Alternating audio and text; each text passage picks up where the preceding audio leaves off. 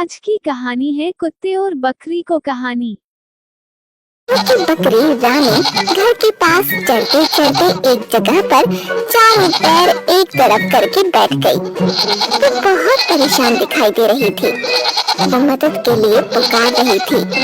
छन्नू ने जब उसे देखा तो उसने अपनी पत्नी लाजो को आवाज दी। लाजो, बाहर आओ। देखो रानी को क्या हो गया है, बीमार तो नहीं हो गई? अरे ये तो बच्चा जन्मने वाली है, आप बैठिए, मैं सब देख लूंगी। रानी बकरी ने दो प्यारे प्यारे बच्चों को जन्म दिया तो छन्नू के घर में खुशहाली का वातावरण छा गया। दोनों बच्चों का नाम बिल्लू और टिल्लू रखा गया। छन्नू के कुतिया और उसके दो बच्चे जिनका नाम शेरा और बघेरा था, बकरी के दोनों बच्चों को देखने के लिए आ गए। बिल्ली उनसे खेलना चाहते थे, इसलिए आगे बढ़ गए। हमारे घर की आबादी बढ़ रही है, अब तक हम लोग कुल 6 हो गए हैं। ये लोग तो फैमिली प्लानिंग को नहीं मानते। अच्छा है, जनसंख्या बढ़ने दो। आप भी ना। इतना कहकर लाजो घर के अंदर चली गई। कुत्ते के पिल्ले और बकरी के बच्चे आपस में खेलने लगे। छन्नू ये देखकर बहुत खुश हो रहा था। वो भी उनके साथ खेल लेता था। उसे सब परिवार के सदस्य ही लगते थे। वो उनकी सुरक्षा का पूरा ध्यान रखता था। रात के समय बकरी रानी और उसके बच्चे एक कमरे के अंदर रहते। कभी कभी कुतिया और उसके बच्चे भी वहीं रहते थे। एक दिन कुतिया और उसके बच्चे रात के समय कमरे के बाहर ही बैठे थे। अचानक एक सियार छन्नू के घर की बाउंड्री के अंदर आ गया। कुतिया के कान खड़े हो गए।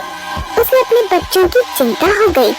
उसने झट से शेरा और बघेरा को पीछे सुरक्षित स्थान पर भेज दिया और उनके आगे खुद सतर्क होकर बैठ गई।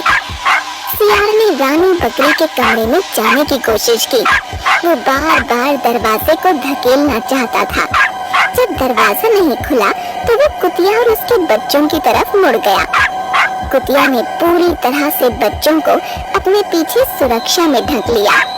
सियार आगे बढ़ा तो माँ कुतिया उससे लड़ पड़ी। दोनों में लड़ाई होने लगी। सियार बच्चों की तरफ जाने लगता तो कुतिया उस पर टूट पड़ती। अपने बच्चों को बचाने में उसकी जान पर बनाई। छन्नू तब तक डंडा लेकर बाहर आ गया। सियार वहाँ से भाग गया, लेकिन कुतिया पूरी तरह से घायल हो चुकी थी। आज तक कभी यहाँ सियार नहीं आया था, आज पहली बार ये खतरा सामने आ गया। यदि मुझे इसका अंदाजा होता तो मैं इन्हें भी कमरे के अंदर ही रखता। मेरी प्यारी कुतिया देखो पूरी तरह से घायल हो गई है। दोनों बच्चे शेरा और बघेरा आकर अपनी माँ को उठाने की कोशिश करने लगे। कुतिया हिल भी नहीं पा रही थी। माँ उठो, सियार भाग गया। तुमने बड़ी बहादुरी दिखाई, तुम कुछ बोल क्यों नहीं रही हो? हाँ माँ, कुछ तो बोलो, तुम्हें बहुत चोट लगी है। मैं चाट कर ठीक कर दूंगा।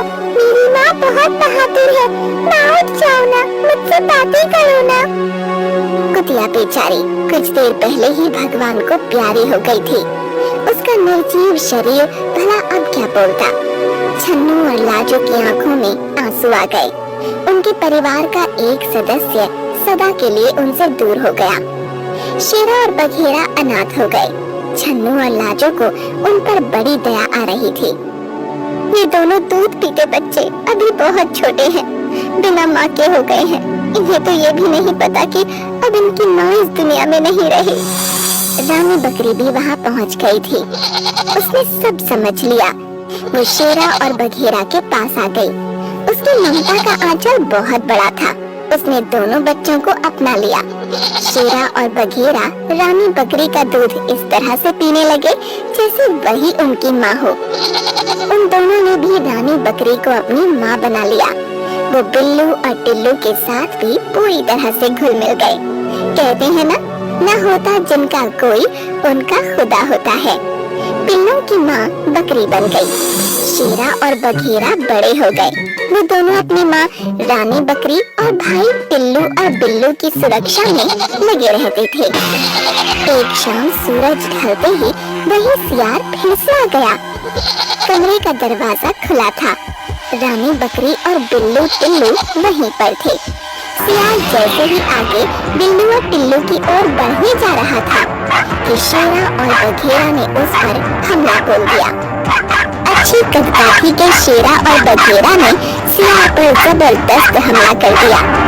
सियार नीचे गिर गया और शेरा बघेरा फिर उस पर टूट पड़े।